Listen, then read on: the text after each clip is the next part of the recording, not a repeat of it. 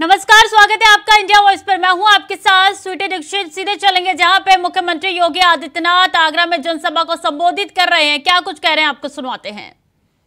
9 वर्षों में नहीं हो पाया, जो 70 वर्षों में नहीं हो पाया, और 9 वर्ष में कमाल हुआ।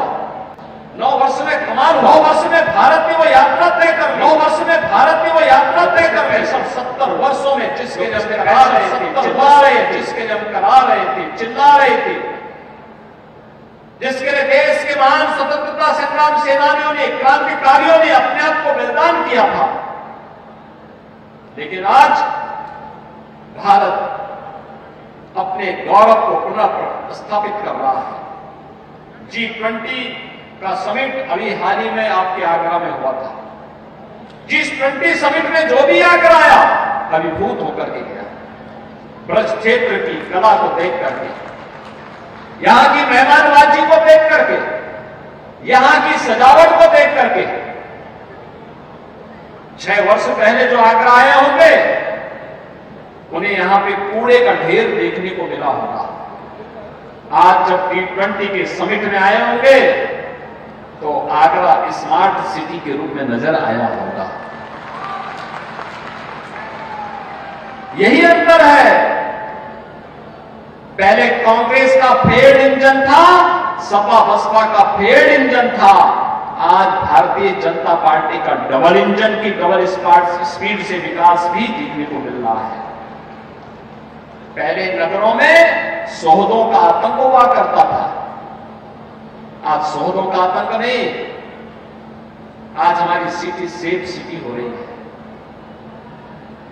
भाइयों बहनों, पहले सपा बसपा कांग्रेस के लोग तमंचे लेकर के व्यापारियों से वसूली करते थे। आज तमंचा नहीं, युवा के हाथ में टैबलेट है, टैबलेट, और टैबलेट के माध्यम से अपने टैलेंट का, टेक्नोलॉजी का, ट्रेनिंग के माध्यम से अपनी प्रतिभा का उपयोग उत्तर प्रदेश के निर्माण में कर रहा है। नए भारत का नया उत्तर प्रदेश इसी से आगे बढ़ रहा है। कोरोना कालखंड में भारत ने अपने सामर्थ्य का लोहा दुनिया को मनवाया। आज दुनिया भारत के सामर्थ्य को मान रहा है। अकेला देश 140 करोड़ लोगों को फ्री में टेस्ट देता है, फ्री में उपचार की सुविधा देता है, 220 करोड़ वैक्सीन के फ्री में डोजेस भी देता है, और 80 करोड़ लोगों को फ्री में राशन की सुविधा भी देता है। अकेले भारत के अंदर हुआ है। करोड़ों लोगों को आवास की सुविधा, करोड़ों लोगों को, 10 करोड़ से अधिक लोगों को फ्री में शौचालय, 8 करोड़ से अधिक लोगों को फ्री में उज्ज्वला योजना के कनेक्शन, 45 करोड़ लोगों का जनधन अकाउंट, 60 करोड़ लोगों को आयुष्मान भारत की योजना का लाभ। यह है नया भारत। और प्रधानमंत्री जी का जो विजन है वही यूपी का मिशन है। प्रधानमंत्री जी का विजन यूपी का मिशन है, और यूपी उसी मिशन को लेकर के आगे काम कर रहा है। आज यूपी के अंदर, उत्तर प्रदेश के अंदर आप देख रहे होंगे, पहले जो माफिया, जो अपराधी सीना तान करके चलता था, आज गले में तख्ती लटका करके जान की भीख मांगता है। यह है नया उत्तर प्रदेश। अब सीना तान करके नहीं चल सकता। जो किसान पहले सिर झुका करके चलता था, आज प्रधानमंत्री किसान सम्मान निधि से सम्मान के साथ जीने का अधिकार दे रहा है। जो युवा अपनी पहचान छुपाता था, आज सीना चौड़ा करके जाता है, कहता मैं उत्तर प्रदेश का नागरिक हूं, उत्तर प्रदेश का नागरिक हूं। यह है उत्तर प्रदेश की नई पहचान। भाइयों बहनों, 6 वर्ष में हमने 54 लाख गरीबों को एक आवास दिया है। 2 करोड़ 61 लाख गरीबों को एक शौचालय दिया है। 1 करोड़ 75 लाख गरीबों को फ्री में उज्ज्वला योजना के कनेक्शन दिए हैं। और अभी तो दीपावली और होली में एक एक सिलेंडर फ्री में भी देने जा रहे हैं।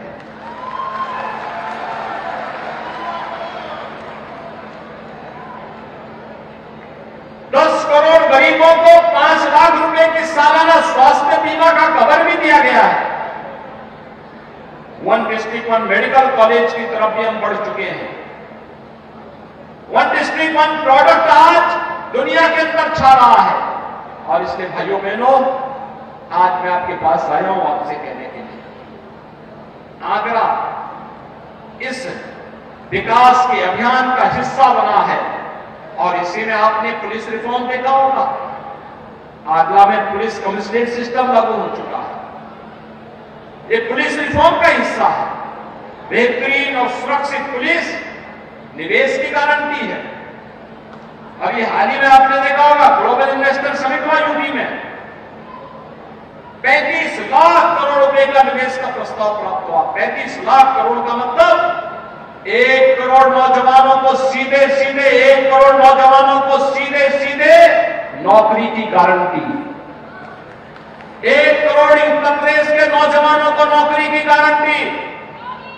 ये इसलिए हुआ है क्योंकि कानून व्यवस्था सुंदर हुई है। और भाइयों बहनों, आज उसी व्यवस्था के साथ मैं आपसे कहने के लिए आया हूं। आज तो प्रधानमंत्री आवास योजना की जब बात होती है तो केवल शहरी क्षेत्र में 40,286 गरीबों को आगरा के अंदर प्रधानमंत्री आवास योजना का लाभ मिला है। 40,286। नगरीय क्षेत्र में हर परिवार को 2.5 लाख रुपए दिए गए। याद करिए, 17 के पहले गरीब के घर में और व्यापारी के घर में जबरदस्ती पार्टी विशेष के लोग कब्जा कर लेते थे। आज कब्जा करने वाले चले गए। आज तो डबल इंजन की सरकार है तो हर गरीब को मकान का पैसा मिल रहा है। स्ट्रीट वेंडर से रंगदारी वसूली होती थी। मोहल्ले का कोई गुंडा पटरी व्यवसायियों से वसूली करता था। आज पैसा वसूली नहीं होता है। आज लगभग 40,000 स्ट्रीट वेंडर से आगरा में उन्हें पीएम स्वनिधि योजना का लाभ दिया गया है।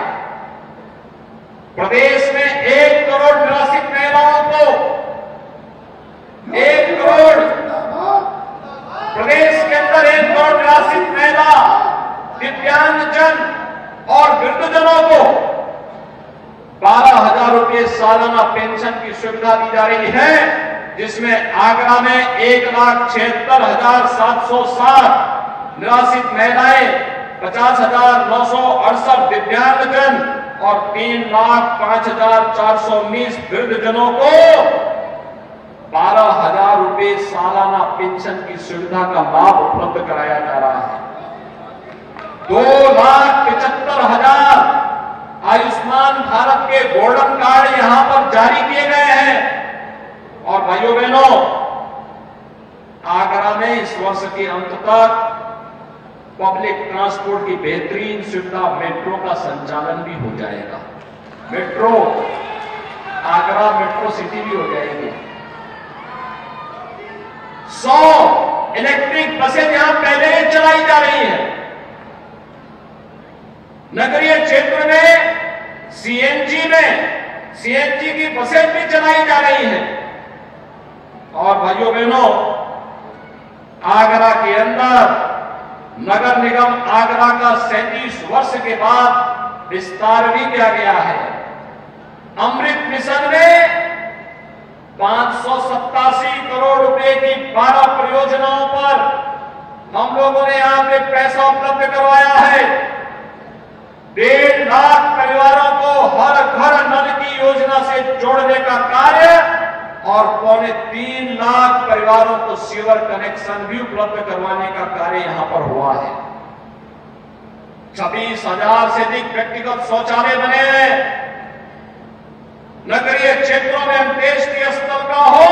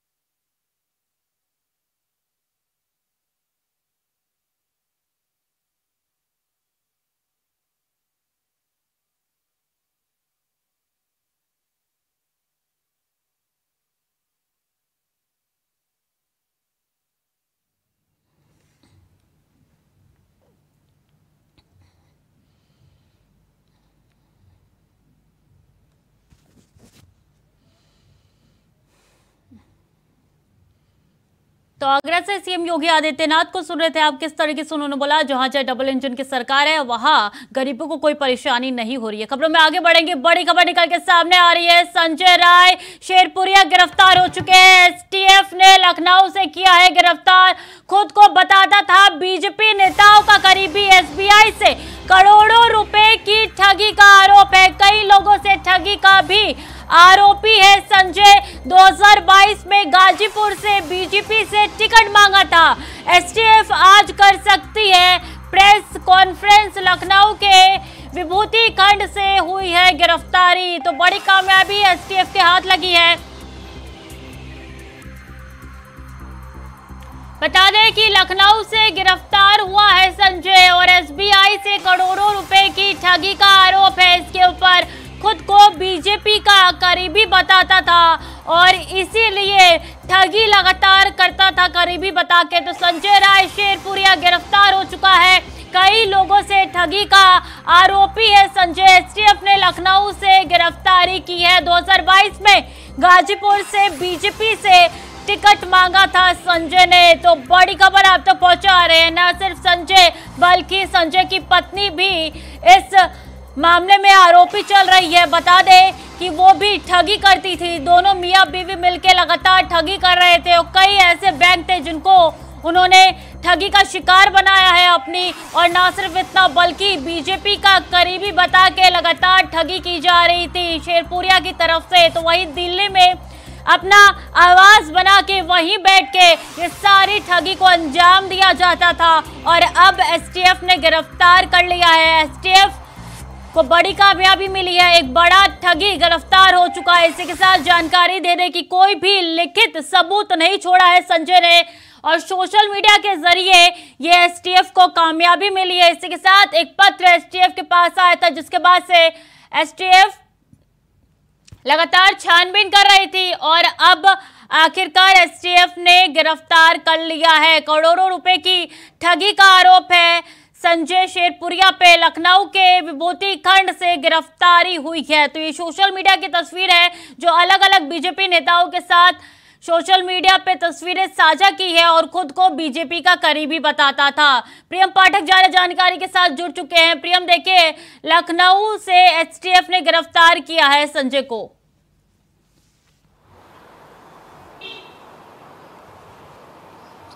बिल्कुल, देखिए संजय राय शेरपुरिया जिसके बीजेपी के कई बड़े नेताओं के साथ की तस्वीर जो हैं वो सोशल मीडिया पे वायरल हुई और वो इस बात का दावा करता रहा कि उनके इन सभी बड़े नेताओं के साथ में व्यक्तिगत रूप से जो है वो संबंध हैं। उसकी लिखी हुई एक किताब थी जिसका विमोचन संघ प्रमुख मोहन भागवत ने उसको लॉन्च किया था। इसी तरीके से प्रधानमंत्री मोदी से भी वो सम्मानित हुआ जो जानकारी मिली उसके मुताबिक। और कहीं ना कहीं करोड़ों रुपए की जो अभी ठगी है वो उसने एसबीआई के बैंक के साथ में जो है वो किया था और इसी को लेकर लंबे समय से इसकी छानबीन चल रही थी। पूरी तरीके से रेडार पे था और जैसे ही एसटीएफ के जो रिपोर्ट्स थी उसमें पुख्ता हुआ कि ये कहाँ पर है, उसके बाद उसकी लोकेशन को ट्रेस किया गया और गोमती नगर विस्तार गोमती नगर से जो है जो विभूति खंड है एरिया वहाँ से इसको एसटीएफ ने जो है वो गिरफ्तार किया है। अब इससे सभी मसलों को लेकर पूछताछ की जा रही है और जिस तरीके के जो आरोप लगे हैं इस पर कि किस तरीके से इसने फर्जीवाड़े किए हैं, किन किन जगहों पे फर्जीवाड़े किए हैं, कौन से फर्जी दस्तावेजों का प्रयोग किया है, इन सभी चीज़ों को लेकर इस संजय राय से जो है वो फिलहाल अभी यूपी एसटीएफ की जो टीम है वो पूछताछ कर रही है और माना जा रहा है कि जल्दी ही इसको लेकर कई और भी खुलासे हो सकते हैं। किस तरीके से उसने बैंक के साथ में फ्रॉड किए हैं, एक बड़े कह सकते हैं कि अमाउंट को जो है उसने हेरफेर किया और कहीं ना कहीं इसी आरोपों के चलते जो है लंबे समय से रेडार पे था। नेताओं के साथ की जो तस्वीरें इसकी जिस तरीके से सोशल मीडिया पर उसके देखने को मिली हैं, चाहे वो केंद्रीय मंत्री अनुराग ठाकुर हो, किरण रिजिजू हो या फिर अन्य नेताओं के साथ में हो, तो बड़े नेताओं के साथ में तस्वीरों को साझा करके कहीं ना कहीं लोगों को अपने जाल में फंसाता था, उनको भ्रम में लेता था और उसके जरिए ये बड़े फ्रॉड को उसने अंजाम दिया। फिलहाल अभी यूपी एसटीएफ ने इसको गिरफ्तार कर लिया है। देखना होगा आगे इसको लेकर क्या कुछ कार्रवाई की जाती है। जी प्रियम, अपने आप को बीजेपी का करीबी बताता था और यही वजह है कि न सिर्फ संजय बल्कि उसकी पत्नी भी इसमें सम्मिलित है और इसी की वजह से लगातार एसटीएफ प्रयास कर रही है कि पत्नी को भी जल्द से जल्द ढूंढा जाए।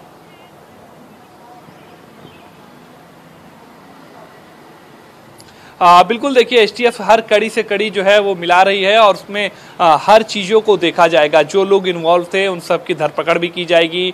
पत्नी का भी जिस तरीके से नाम की चर्चा जो है वो हो रही है कि वो भी इसके इस काले कारनामों में जो है वो शामिल रही है, तो उसको भी माना जा रहा है कि जल्दी एसटीएफ जो है अपने रेडार में लेकर उसको जो है जल्दी गिरफ्तार करेगी। जो संजय था वो जिस तरीके से उसने ठगी करी है, जिस तरीके से पूरे इस घटनाओं को उसने अंजाम दिया, तो इन सभी को लेकर फिलहाल अभी जो है वो पूछताछ चल रही है। एसटीएफ की जो टीम है वो कड़ी से कड़ी मिलाते हुए इन सभी चीज़ों को लेकर पूरी जानकारी जो है वो एकत्रित कर रही है। गाजीपुर से वो टिकट भी मांग रहा था, जो चुनाव का वक्त था तो उस समय वो गाजीपुर से विधानसभा के लिए चुनाव लड़ने के चाहता था और उसके लिए टिकट मांग रहा था। इस तरीके के भी दबाव उसने कई जगह पे नेताओं पे बनाए थे। तो कहीं ना कहीं पूरे एक गिरोह के जरिए कह सकते हैं कि पूरा एक उसका नेटवर्क था। किस तरीके से उसने इस नेटवर्क को अपने बनाया, किस आधार पर बनाया और किन किन लोगों से इस नेटवर्क के जरिए, इन तस्वीरों के जरिए उसने फायदा लिया, इन सभी चीज़ों को लेकर फिलहाल अभी पूछताछ जारी है। देखना होगा एसटीएफ जब पूरी अपनी जानकारी को लेकर ब्रीफिंग करेगी तो उसमें पता चलेगा। और प्रियम, यही वजह है कि लगातार एसटीएफ को कामयाबी मिलती जा रही है। बहुत बहुत धन्यवाद तमाम जानकारियों के लिए। और भूमाफिया रिजवान नीवा के खिलाफ कार्रवाई हुई है। रिजवान नीवा के खिलाफ कार्रवाई हुई है। अवैध कब्जे के खिलाफ पुलिस ने की है कार्रवाई। हाईकोर्ट के आदेश पर पुलिस ने कार्रवाई की है। पुलिस ने रिजवान के अवैध कब्जे के हटाया है, कब्जों को हटाया है। बता दें, धूमनगंज के नीवा में रिजवान ने किया है कब्जा। अहम जानकारी आपके साथ साझा कर रहे हैं। रिजवान के अवैध कब्जों को हटाया गया है और इसी के साथ धूमनगंज के नीवा में रिजवान ने कब्जा किया है। बता दें कि अब कार्रवाई हुई है और इसी मामले में भूमाफिया रिजवान नीवा के खिलाफ कार्रवाई की गई है। पुलिस ने रिजवान के अवैध कब्जे को हटाया है। तो ये वहीं की तस्वीरें आपके साथ साझा करें। धूमनगंज के नीवा में रिजवान ने किया है कब्जा। भूमाफिया रिजवान नीवा के खिलाफ ये बड़ी कार्रवाई देखने को मिल रही है। हाईकोर्ट के आदेश के बाद पुलिस ने कार्रवाई की है और अवैध कब्जे के खिलाफ पुलिस ने कार्रवाई करते हुए अवैध कब्जे को हटाया है।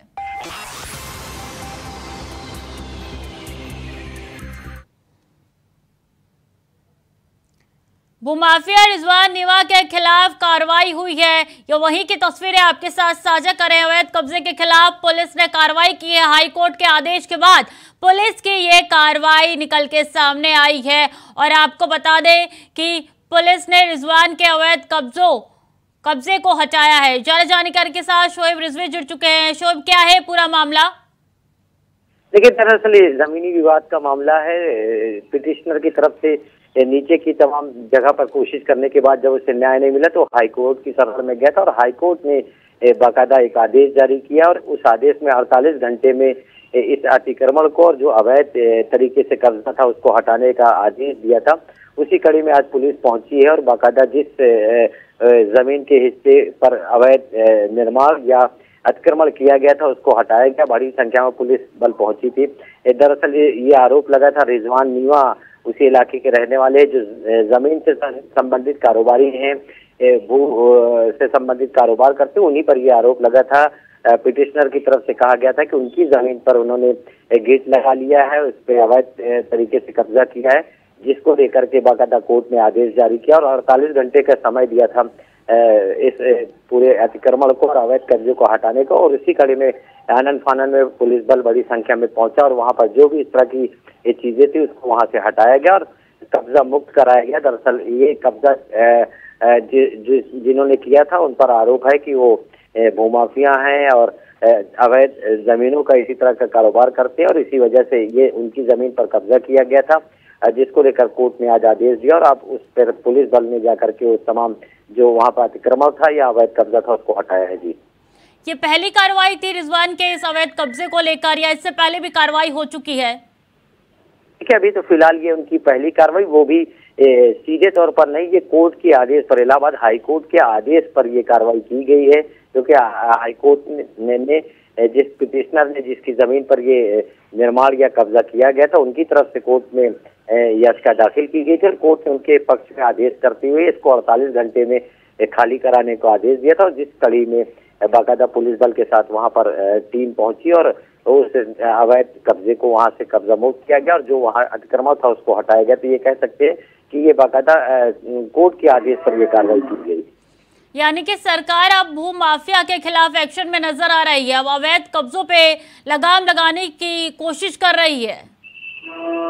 बिल्कुल कह सकते हैं कि खास तौर से उत्तर प्रदेश की सरकार ने तमाम जो भू माफिया हैं, जो जमीन से जुड़े कारोबारी हैं, उनको चिन्हित किया हुआ है और खासतौर से ऐसे लोग सरकार की राडार पर है जो किसी गरीब की या किसी की जमीनों पर अवैध तरीके से जबरन कब्जा करते हैं, वो कहीं ना कहीं पुलिस और सरकार की निगाह में है। और ऐसे लोगों के खिलाफ पिछले लंबे समय से अलग अलग कार्रवाइयाँ की गई हैं। जमीन, उनकी जो जमीनें हैं वो खाली कराई गई हैं, कब्जा मुक्त कराई गई हैं। अगर अवैध निर्माण कराया गया था तो उसको गिराया भी गया है। तो इस तरह से कहते हैं कि सरकार इस मामले में बहुत गंभीर है और इस पर कई कार्रवाइयां अब तक न सिर्फ प्रयागराज में बल्कि पूरे प्रदेश में कर चुकी हैं। तमाम इस तरह के जो अवैध निर्माण या अवैध कब्जे हैं उनको खाली कराया गया है। जी शोएब, बहुत बहुत शुक्रिया आपका तमाम जानकारियों के लिए। आगे बढ़ेंगे। चुनावी राज्य कर्नाटक में पीएम नरेंद्र मोदी ने गुरुवार को वीडियो कॉन्फ्रेंसिंग के माध्यम से बीजेपी कार्यकर्ताओं और कर्नाटक के मतदाताओं से बातचीत की।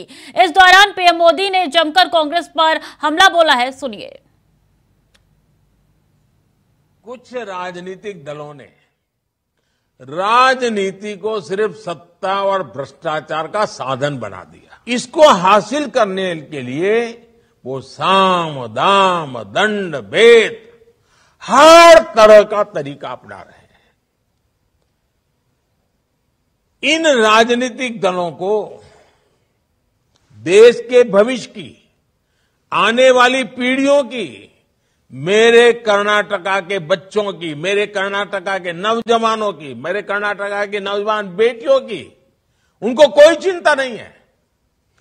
मुफ्त की रेवड़ी की राजनीति की वजह से कई राज्य इतना बेतहाशा खर्च अपनी दलगत राजनीति की भलाई के लिए कर रहे हैं, राज्य कर्ज में डूबते चले जा रहे हैं और आने वाली पीढ़ियों का भी वो खा जा रहे हैं। देश ऐसे नहीं चलता। कांग्रेस की झूठ की रेवड़ियों का पर्दाफाश करने के लिए आपको कांग्रेस शासित दूसरे राज्यों की सच्चाई भी लोगों को बतानी होगी और आपको इस सारा नेट पर देखोगे तो मिल जाएगा, आंकड़ों के साथ मिल जाएगा। कांग्रेस मतलब झूठ की गारंटी, मतलब भ्रष्टाचार की गारंटी, कांग्रेस मतलब भाई भतीजावाद की गारंटी। कांग्रेस अब उस स्थिति में है जब वो ना कोई सच्ची गारंटी दे सकती है और आपको तो मालूम है मेरे नौजवान दोस्तों, कांग्रेस की वारंटी तो बहुत पहले ही एक्सपायर हो चुकी है। बीजेपी आने वाले 25 साल में विकसित भारत के रोडमैप पर काम कर रहा है। हमारे जो विरोधी हैं उनका क्या एजेंडा है? उनका एजेंडा है सत्ता हथियाना। हमारा एजेंडा क्या है? 25 साल में देश को विकसित बनाना, गरीबी से मुक्त बनाना, नौजवानों के सामर्थ्य को सबसे आगे बढ़ाना। आने वाले 25 साल में कर्नाटका की विकास यात्रा को नेतृत्व देने के लिए बीजेपी एक युवा टीम का निर्माण कर रही है। और एआईएमआईएम के अध्यक्ष और हैदराबाद से सांसद असरुद्दीन ओवैसी ने आनंद मोहन की रिहाई को लेकर सवाल खड़े किए हैं। ओवैसी ने कहा है कि अब कौन आईएएस गरीब के लिए काम करेगा। उन्होंने कहा है कि आनंद मोहन की रिहाई से गलत संदेश दिया जा रहा है। सवाल उठाते हुए ओवैसी ने यह भी कहा है कि आज आईएएस अधिकारी जी कृष्णैया की दोबारा हत्या हो रही है। नीतीश सरकार की ऐसी क्या मजबूरी रही है, सुनिए। की सरकार हो और नीतीश कुमार सारे देश में फिर रहे हैं अपोजिशन यूनिटी के नाम पर और अपने आप को प्रधानमंत्री का कैंडिडेट बता रहे हैं। आप ये पैगाम दे रहे हैं पूरे देश को। आप दलित कम्युनिटी को बोलेंगे अब आप जाकर पूरे देश में 2024 में कि देखो हमने एक दलित ऑफिसर की हत्या करने वाले एक आदमी को छोड़ दिया। कौन सी अपोजिशन? हम यही तो कह रहे हैं कि आइडियोलॉजी पे फाइट करिए बीजेपी से, आप नहीं करना चाह रहे हैं। जो काम बिल्किस बानो से किया आपने आज वही कर दिया यहां पर कृष्णा के खातिलों को छोड़कर। और कांग्रेस अध्यक्ष मल्लिकार्जुन खड़गे ने दिया विवादित बयान। पीएम मोदी को लेकर खड़गे ने यह बयान दिया है, कहा है जहरीले सांप की तरह है पीएम मोदी, आप इसे चाटते हैं तो आप मर जाएंगे। सुनिए और क्या कुछ कहा। मत नीवेनाद्रू तप्पु तिळ्कोंड्रि मोदी अंद्रे ಈ ವಿಷದ ಹಾವಿದ್ದಂಗೆ ನೀವಂದ್ರೆ ಇದು ವಿಷ ಅದ ಇಲ್ಲ ನೋಡೋಣ ಸ್ವಲ್ಪ ನೆಕ್ ನೋಡೋಣ ನೆಕ್ಕಕ್ಕೆ ಹೋಗಿರಿ, ನೆಕ್ಕರು ಸತ್ತ ಇಲ್ಲ ಇದು ವಿಷ ಅದಾನೋ ಎಲ್ಲೋ ಮೋದಿ ಕೊಟ್ಟಣ ಒಳ್ಳೆ ಮನುಷ್ಯನ ಪ್ರಧಾನ ಮಂತ್ರಿ ನಾವು ಸ್ವಲ್ಪ ನೋಡೋಣ ನೆಕ್ ನೋಡೋಣ ಅಂತ ಹೇಳಿ ಆ ವಿಷವನ್ನ ನೆಕ್ ನೋಡಿದ್ರೆ ನೀವು ಮಲಗೇ ಬಿಡ್ತೀರಲ್ಲೇ।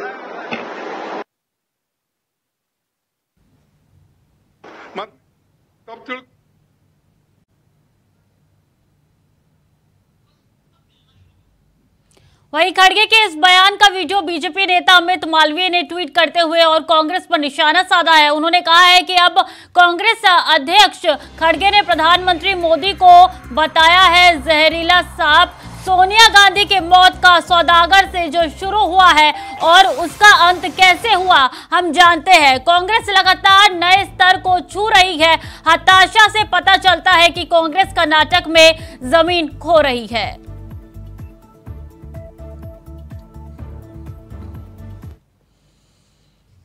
तो फिलहाल के लिए बुलेटिन में इतना ही। खबरें लगातार जारी है, देखते रहिए इंडिया वॉइस।